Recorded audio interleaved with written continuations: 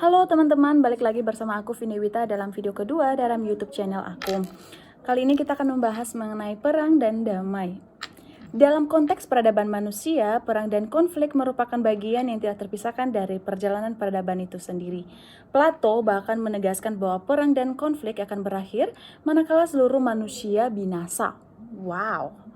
Perang adalah sebuah aksi fisik dan non-fisik, dalam arti sempit adalah kondisi permusuhan dengan menggunakan kekerasan antara dua atau lebih kelompok manusia untuk melakukan dominasi di wilayah yang dipertentangkan.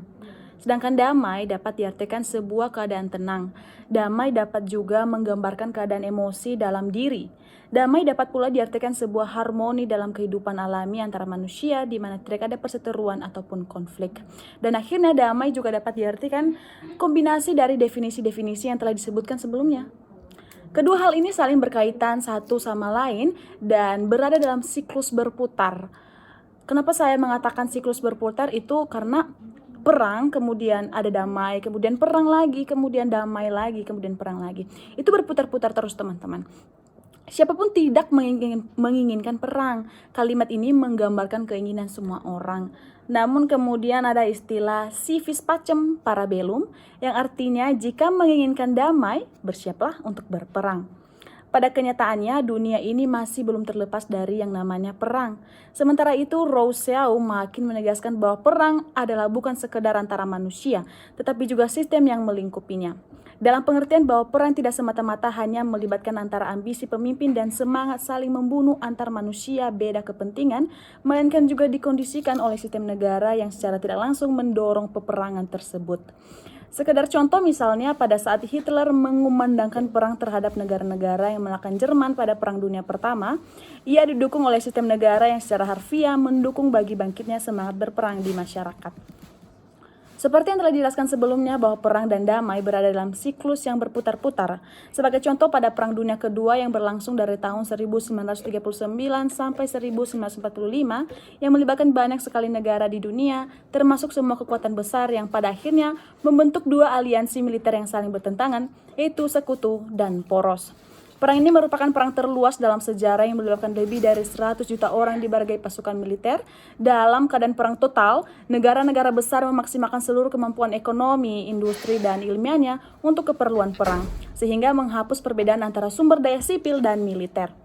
Ditandai oleh sejumlah peristiwa penting yang melibatkan kematian massal warga sipil, termasuk Holocaust dan pemakaian senjata nuklir dalam peperangan. Perang ini memakan korban jiwa sebanyak 50 juta sampai 70 juta jiwa. Jumlah kematian ini menjadikan Perang Dunia Kedua konflik paling mematikan sepanjang sejarah umat manusia. Perang ini akhirnya berakhir dengan kemenangan di pihak Sekutu. Setelah perang ini berakhir, maka sejumlah kesepakatan perdamaian pun dimunculkan. Jerman, Jepang, dan Italia sebagai pihak yang kalah harus menerima seluruh kesepakatan yang diatur dalam perjanjian perdamaian. Salah satu perjanjian perdamaian pasca Perang Dunia Kedua adalah Perjanjian San Francisco. Dalam perjanjian ini, Jepang menyerah kepada Sekutu di kapal USS Missouri pada 2 September 1945. Setelah itu, Jepang diharuskan menempuh prosedur perdamaian internasional yang nantinya diselenggarakan di San Francisco.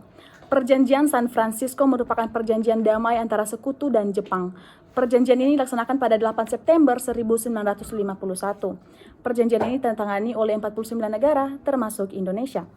Dalam buku sejarah Eropa, dari Eropa kuno hingga Eropa modern pada tahun 2012, karya Wajudi Jaja, berikut isi dari Perjanjian San Francisco. Yang pertama, beberapa pulau milik Jepang dijadikan sebagai pangkalan militer Amerika Serikat.